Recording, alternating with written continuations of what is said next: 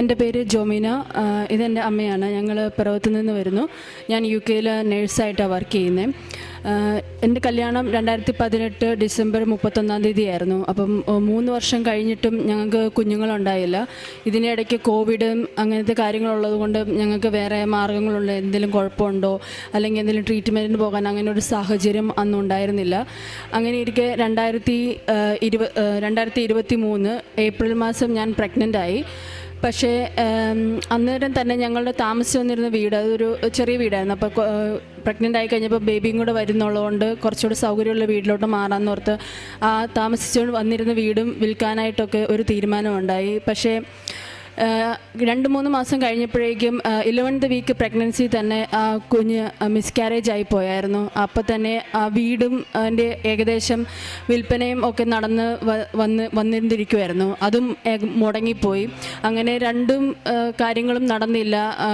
അത് കഴിഞ്ഞിട്ടും ഒത്തിരി ട്രൈ ചെയ്തു, ട്രീറ്റ്മെൻറ്റൊക്കെ എടുത്തു, പക്ഷേ ഒരു ഫലവും ഉണ്ടായില്ല. അങ്ങനെ ഇരിക്കെ 2023 ഫെബ്രുവരി എൻ്റെ അമ്മ ഇവിടെ വന്നിട്ട് ഉടമ്പടി എടുത്തു. അപ്പം മമ്മി എനിക്ക് ഇവിടുന്ന് തന്ന ഉടമ്പടി കാശ് രൂപമല്ല, അല്ലാണ്ടുള്ള മാതാവിൻ്റെ ലോക്കറ്റും വിശുദ്ധ തൈലവും ഉപ്പും എല്ലാം എനിക്ക് തന്നായിരുന്നു.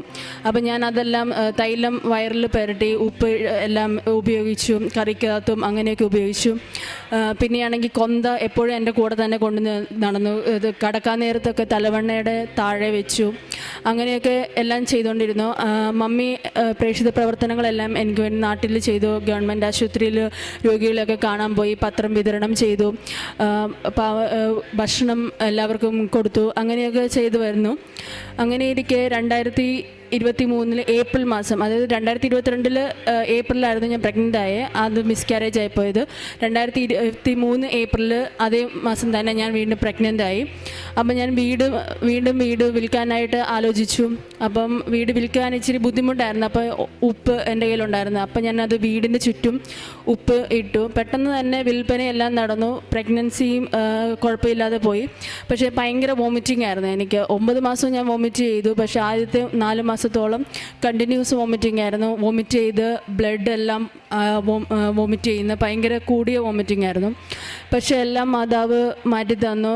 ഡെയിലി വോമിറ്റിംഗ് ഉണ്ടായിരുന്നെങ്കിൽ അതിൻ്റെ കാഠിന്യം കുറച്ച് തന്നു.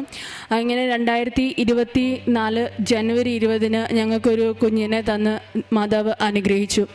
അതുപോലെ തന്നെ എൻ്റെ ബ്രദറിന് വേണ്ടിയിട്ടും മമ്മി ഇവിടെ ഉടമ്പടി എടുത്തായിരുന്നു. ബ്രദർ കാനഡയിൽ +2 കഴിഞ്ഞ് പോയായിരുന്നു. അപ്പം കാനഡയിൽ പോയി കഴിഞ്ഞപ്പോൾ അവന് PR-നുള്ള പേപ്പർ വർക്കുകളെല്ലാം ശരിയാവാൻ വേണ്ടിയിട്ട് ഇവിടെ വന്നാണ് മമ്മി പ്രാർത്ഥിച്ച് ഉടമ്പടി എടുത്തു. അത് മാതാവ് അനുഗ്രഹിച്ചു. അതുപോലെ തന്നെ അവിടെ തന്നെ നഴ്സിങ്ങിന് അഡ്മിഷൻ ശരിയാക്കി കൊടുത്തു. അങ്ങനെ ഓരോരോ ചെറിയ കാര്യങ്ങൾ മുതൽ വലിയ കാര്യങ്ങൾ വരെ മാതാവ് നടത്തി തന്നു. ഇവിടെ വന്ന തിരുക്കുമാരൻ്റെ അനുഗ്രഹം മാതാവ് ഞങ്ങൾക്ക് വാങ്ങി തരുമായിരുന്നു ചെയ്തത്.